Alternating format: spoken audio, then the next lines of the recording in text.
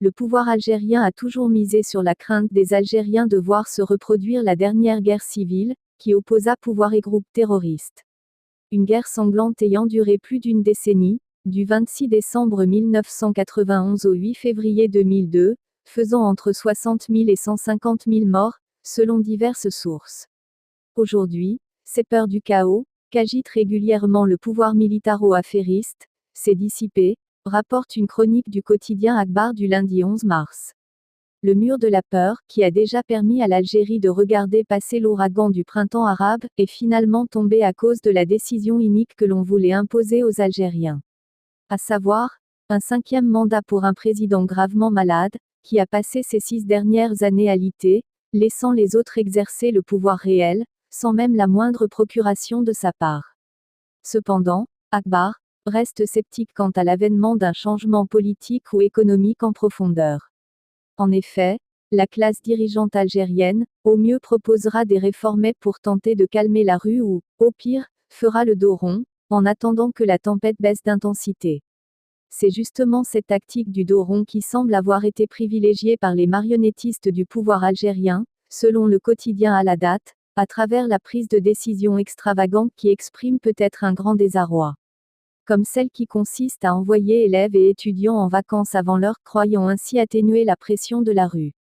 Or cette décision n'a fait que gonfler les rangs des protestataires qui ont quasiment doublé dans toutes les villes, d'Alger à Tindouf, et d'Oran à Annaba. Et ce d'autant plus que, parallèlement, le mot d'ordre de grève générale lancé pour le samedi a été une réussite. Confronté à une 3e semaine de contestation, à travers des manifestations de masse bien organisées et continues, le pouvoir algérien a poussé l'extravagance jusqu'à menacer les protestataires pacifiques de représailles.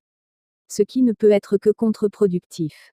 Sous le titre La fin du régime de Bouteflika sonnera-t-elle le glas du Polisario, le journal estime que la jeunesse algérienne honnit son régime car il a aussi complètement isolé l'Algérie de tout son voisinage immédiat à cause d'une politique extérieure insensée.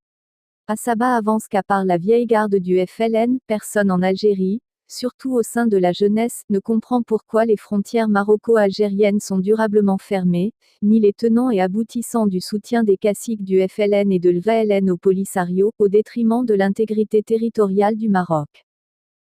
Les informations les plus récentes sur la situation financière de l'Algérie offrent le spectacle d'une véritable fuite en avant dans la dépense et l'endettement qui s'est accéléré depuis l'été 2017. Le dérapage inquiétant de la planche à billets.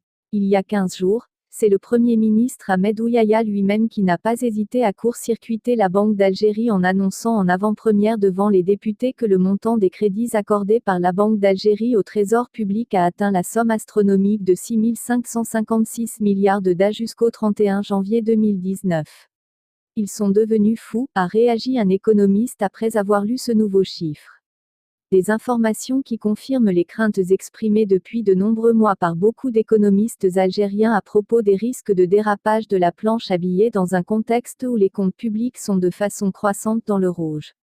Les informations livrées aux députés par Ahmed Ouyaya décrivent une évolution dangereuse du dispositif mis en place voici un peu moins de 18 mois aussi bien du point de vue des montants financiers en question que de leur utilisation. Côté montant, depuis l'adoption de la loi sur le financement non conventionnel, c'est l'équivalent d'environ 55 milliards de dollars soit 32% du PIB qui ont été mis à la disposition du gouvernement par la Banque d'Algérie dans le but de combler des déficits publics qui s'accumulent de toutes parts sans que rien ne soit fait pour tenter de les résorber. Cette évolution est d'autant plus inquiétante que rien n'indique qu'elle doit se ralentir dans les mois à venir. Le niveau actuel des prix du pétrole, principale source de revenus du pays, va réduire les ressources de l'État par rapport à 2018.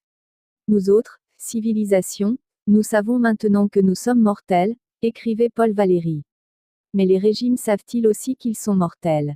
L'état de santé d'Abdelaziz Bouteflika était considéré comme le seul facteur pouvant gêner sa candidature à un 5e mandat présidentiel. On oubliait alors l'autre grand malade, le système politique qui, moribond depuis longtemps, était désormais à l'article de la mort. Le coup de grâce lui a été donné le 10 février 2019 lorsqu'on a annoncé officiellement la candidature à l'élection présidentielle de Bouteflika qui est, d'ailleurs, toujours hospitalisé en Suisse. Pour Bouteflika, La mort politique a finalement devancé la mort biologique, constate-t-on. Car, les autocrates ignorent leur déclin même lorsqu'il se fait voir et entendre dans la rue. La question aujourd'hui est de savoir si le président, qui ne s'est pas adressé publiquement aux Algériens depuis des années, et son régime pourront tenir jusqu'au 18 avril alors que la rue gronde. Il ne fait aucun doute que plutôt que de tenter de s'imposer à un peuple qui a déjà rendu son verdict, il ferait mieux de se trouver une porte de sortie. La moins petite possible, pour ne pas devoir s'en aller par la fenêtre. Ce qu'on ne dit pas, c'est de savoir si le régime aura la tentation, comme en 1988, de faire tirer sur les manifestants. Pour le moment, il s'en garde bien. Mais un régime moribond peut aussi devenir dangereux croyant parvenir à survivre par la force.